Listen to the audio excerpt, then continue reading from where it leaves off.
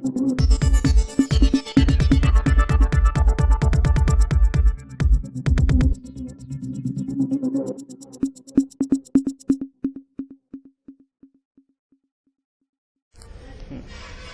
हम रतलाम में हैं।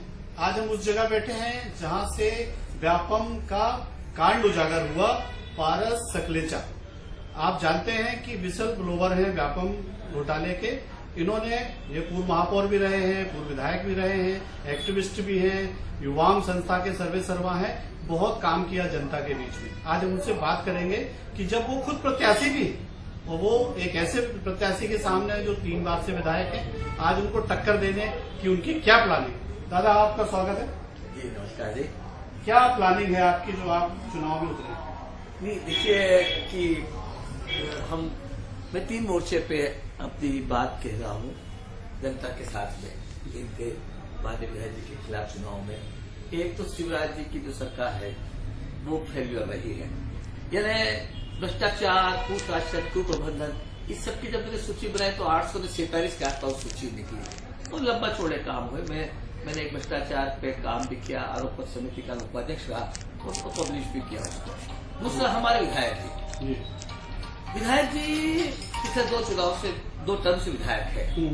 कभी घर से बाहर नहीं निकलते, किसी के यहाँ जाते नहीं है, शादी में नहीं जाते, किसी की मौत में नहीं जाते, किसी की जन्मदिन की पार्टी में नहीं जाते, किसी बीमार की तबीयत पूछने नहीं जाते, किसी घर नहीं जाते।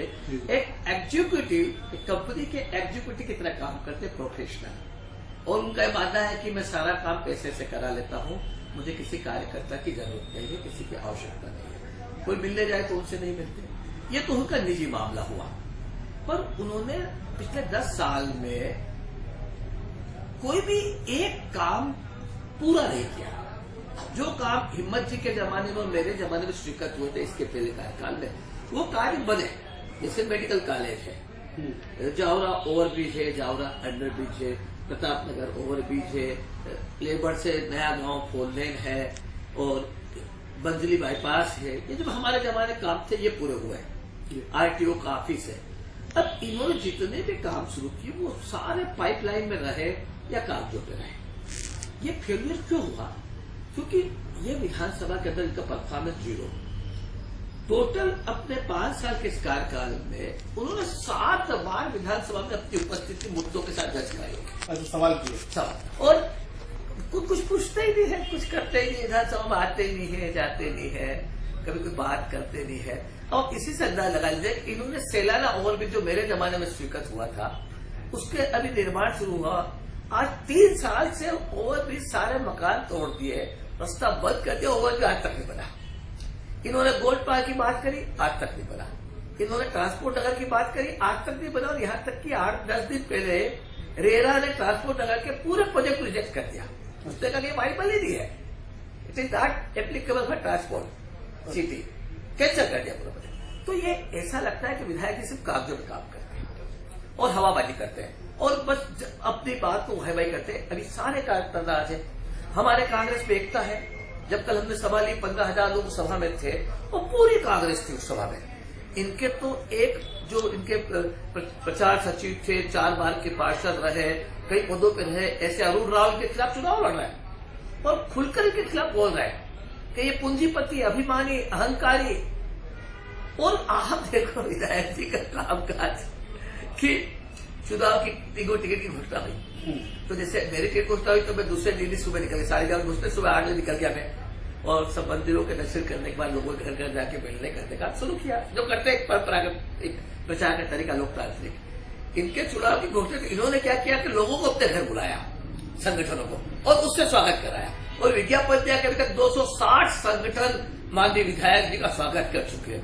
मैंने कहा ये कौन सी परंपरा? वो 12 दिन तक घर से बाहर नहीं निकला। तो फिर जो बात आती है कि बड़ा विकास किया, बड़ी बात नहीं, ये विकास की छोटी बात है। एक विकास का ये बता दें कि इन्होंने शिलान्यास कर दिए, शिवराज से करा दिए, उद्घाटन कितने किया बता दें। अगर एक भी उद्घाटन इन्होंने कर दिया होगा तो मैं मान जाऊंगा। खुद कांग्रेस में है, 2007 में कांग्रेस छोड़कर बीजेपी में आए, मंत्री नहीं बनाया तो 50 गाड़ियां 100 गाड़ी लेके और मंत्री बनने की लड़ाई लड़ने गए। और बातें बड़ी बड़ी करते हैं। कल जो मोदी की सभा हुई, आपको क्या लगता है कि क्या फर्क पड़ेगा? साहब मैं तो बड़ा आश्चर्यचकित था कि मोदी जी का जो कहते हैं कि कांग्रेस बीजेपी कहते हैं कि हमारा मैनेजमेंट बहुत परफेक्ट है और IIM के लोग लगे हुए हैं और अंबानी और अडानी जैसी कंपनियां हमारा मैनेजमेंट देखती है। यहाँ के विधायक जी ने कहा था, माननीय चेतन जी ने, कि हम 56,000 से जीते पहले, जब उम्मीदवार की घोषणा नहीं हुई कांग्रेस ने। फिर मेरी घोषणा हुई तो बोले कि 71,000 से जीतेंगे। फिर इन्होंने कार्यालय का उद्घाटन किया इनके, तब उन्होंने घोषणा की कि अब हम 1 लाख से जीत रहे हैं। अब मुझे समझ में नहीं आ रहा कि जहां पार्टी 1 लाख 1.5 लाख तो वोट देते हैं, उसमें 1 लाख से जीत रहे हैं, तो अब मोदी जी को आने की जरूरत क्या थी? तो इसका मतलब कि बीजेपी का मैनेजमेंट बिल्कुल खराब हो गया। वो मोदी जी वहां जा रहे जहां 1 लाख से जीत रहे। अब ये सब या तो उल्टा है, ये झूठ बोल रहे हैं विधायक जी कि ये हार रहे हैं और मोदी जी इनकी साथ बचाने आए हैं और कह रहे हैं 1 लाख से जीता है। तो मुझे बड़ा आश्चर्य हुआ। मोदी जी की सभा देखिए बिल्कुल फीकी फीकी। हाँ, ये भी बात है कि एक तो पहली सभा उन्होंने ली, हाँ। अभी तक की आचार संहिता के बाद पहली बार आए मैदान में, वो भी रतलाम ही आए।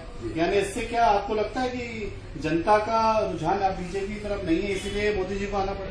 देखिए, मोदी जी की ये सभा मैंने ये दिखाती है कि यहाँ पर बीजेपी पूरी तरह से आ रही है। मेरा अपनी रीडिंग और मेरी अपने सर्वे और दूसरे सर्वे का अध्ययन किया तो 147 सीट आ रही है और लगभग 75 से 80 के बीच में सीट कांग्रेस बीजेपी की आएगी और 140 कांग्रेस की आएगी और 8-10 सीट दूसरों की आएगी। आप ये देखिए कि मोदी जी को रतलाम की सभा क्यों लेना पड़ी, ये बड़ा आश्चर्य की बात है। अब जब शिवराज जी का भाषण मोदी जी के पहले हुआ तो आप देखिए कि वो कुछ बोल ही नहीं पाए। मोदी जी की बात कहते कहते जब मोदी जी का नंबर आया तो शिवराज जी का नाम तक नहीं लिया। एक भी कहा कि मेरे विधायक 13 इनके नाम लेके इनको